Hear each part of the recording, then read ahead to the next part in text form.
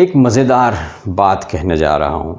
I wish कि आपको बहुत मज़ा आएगा और हाँ, आपको हेल्पफुल भी तो होने ही वाली है। एक आदमी था, बहुत अमीर था, सच्ची बनी हुई घटना है। बहुत अमीर आदमी था, धनवान आदमी था, सक्सेसफुल था, मल्टी मिलियनर था।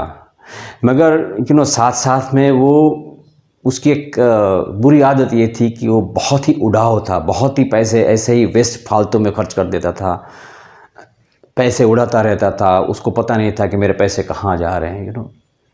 कमाता बहुत था मगर पैसे उड़ा देता था।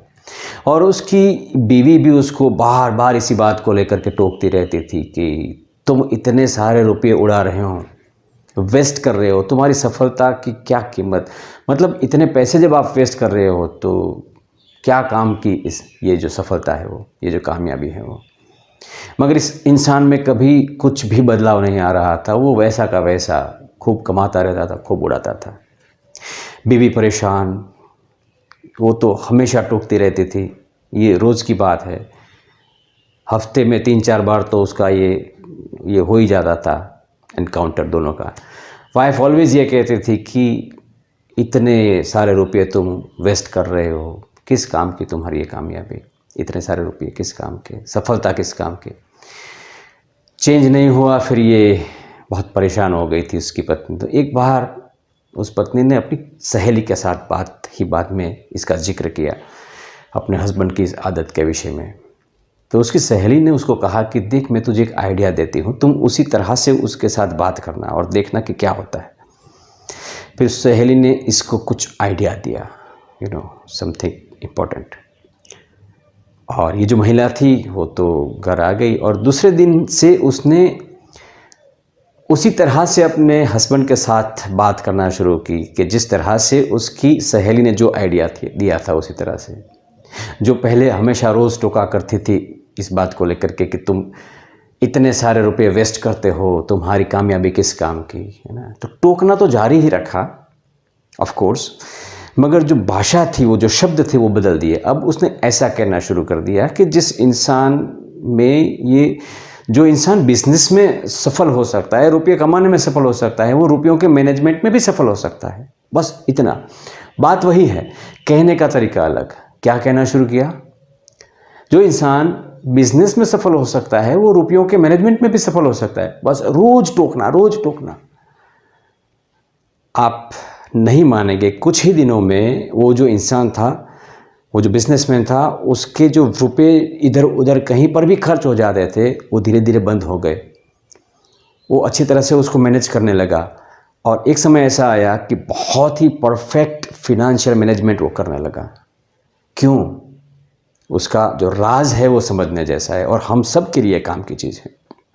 इसके पीछे का राज ये है कि हम ऑलवेज उसी तरह से एक्शन लेते हैं कि जिस तरह की हमारे खुद की छवि हमारे मन में होती है, सेल्फ इमेज, सेल्फ कंसेप्ट जैसा हमारा होता है। अब आज तक इस इंसान का जो सेल्फ कंसेप्ट था वो यही था कि मैं तो बहुत रुपये उड़ाता हूँ, मैं तो बहुत, तो वो अनकॉन्शियसली वो स्वीकार हो गया था, उसको एक बिलीफ बन गई थी, एक धारणा बन गई थी, एक मान्यता बन गई थी उसकी, और फिर उसी तरह से वो करता रहता। तो अक्सर सबके साथ ऐसा ही होता है। जब उसने ये पहली बार सुना कि अगर आप बिजनेस में सक्सेसफुल हो सकते हैं, यानी वो काबिलियत है आपके अंदर, तो फाइनेंशियल मैनेजमेंट में भी सफल हो सकते हैं।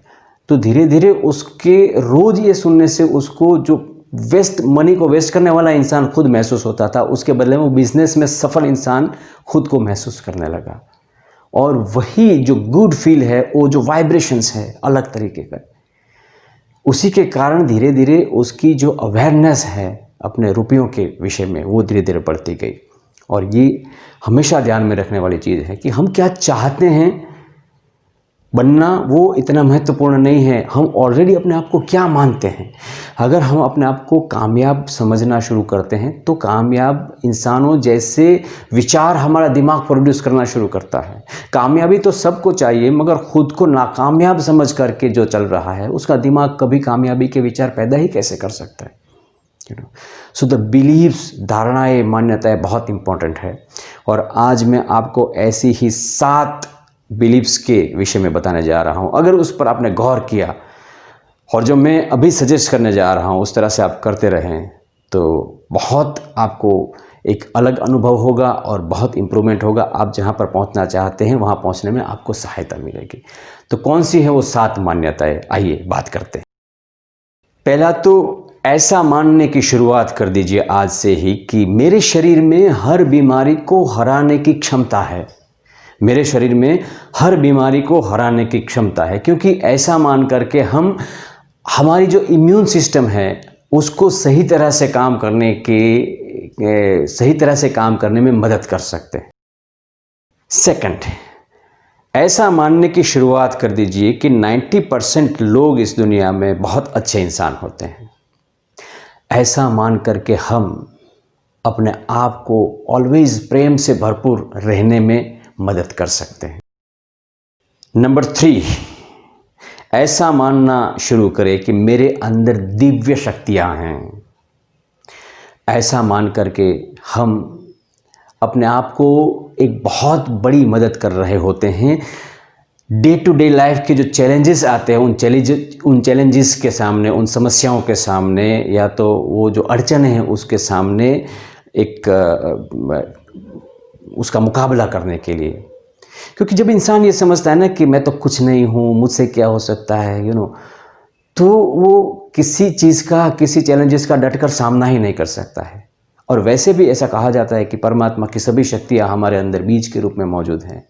इसलिए कहता हूँ कि आज से ये मानना शुरू करें कि मेरे अंदर दिव्य शक्तियाँ हैं, क्योंकि तभी हम चैलेंजेस के सामने अपने आप को एक डटकर सामना करने के लिए तैयार करने में मदद कर सकते हैं।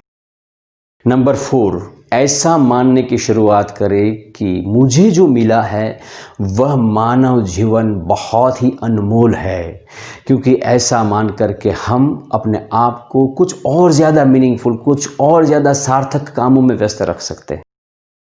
नंबर 5, ऐसा मानना शुरू करें कि हर असफलता कुछ कहती है, क्योंकि ऐसा मान करके हम अपनी सफलता की गति को तेज़ी दे सकते हैं।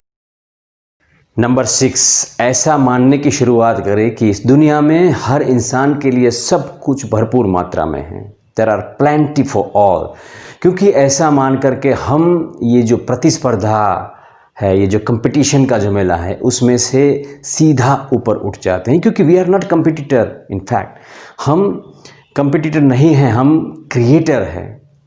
और जब हम ऐसा मानने की शुरुआत कर देते हैं तो हम कंपटीशन में से अपने आप को सीधा ही बाहर निकाल लेते हैं और कुछ उससे ऊपर उठ करके कुछ क्रिएट करने की दिशा में सोच सकते।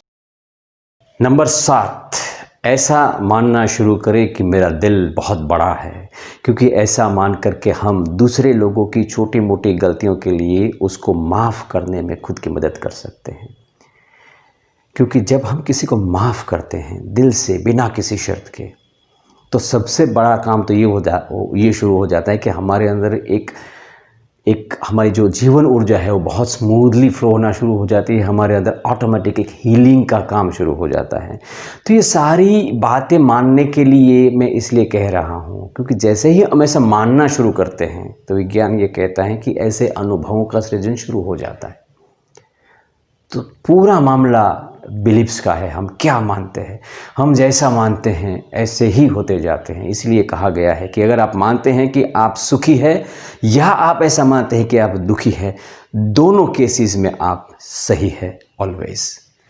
Thank you.